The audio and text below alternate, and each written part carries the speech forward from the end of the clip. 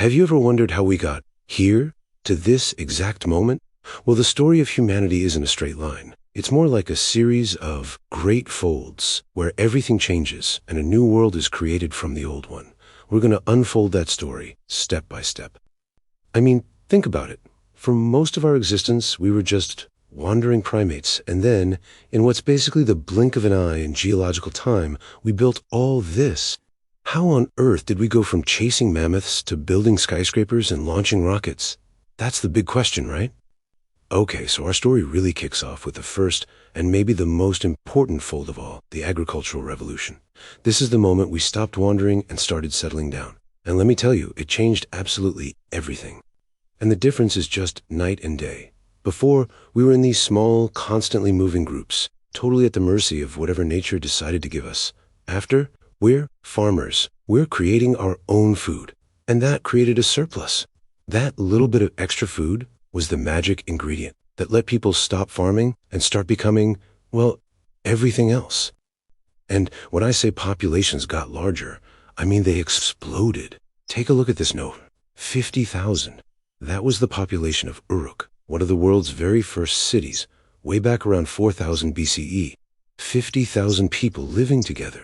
For a species that was used to groups of maybe 150, this was just unimaginable.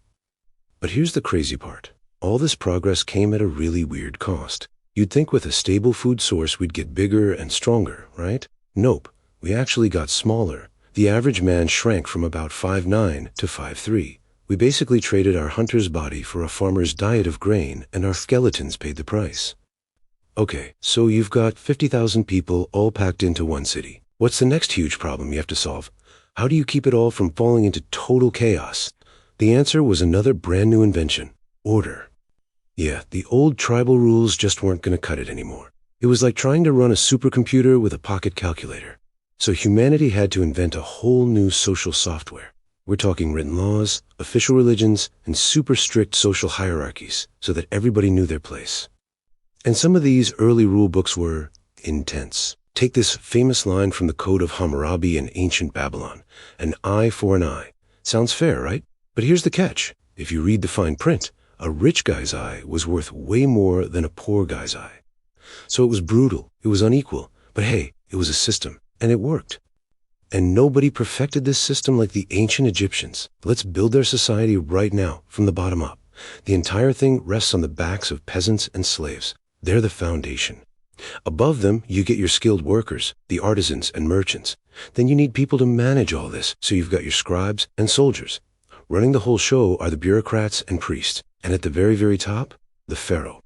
Not just a king, a literal god on earth. The whole pyramid existed just for him. So once you figured out the blueprint for a city, what's the next logical step? You scale it up. You go bigger. This brings us to our next great fold, the Age of Empires, where the goal was to put the entire known world under one banner. And man, this was a wild ride. Power was shifting so fast it would make your head spin. 1 minute, Cyrus the Great builds the massive Persian Empire. Then, boom, a couple centuries later, Alexander the Great comes along and smashes it. And right on his heels, here come the Romans. It was just this relentless, brutal cycle of conquer and control. But here's the thing. You can't hold a massive empire together with just swords and armies. It's not enough. The most powerful tools for organizing millions of people weren't physical at all. They were ideas. This next fold in history was all about the power of thought.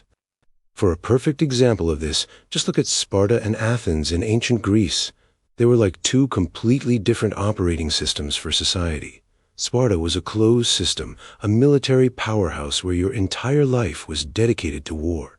And then there was Athens, this chaotic open-source experiment in democracy, where they would literally pick some of their leaders out of a hat.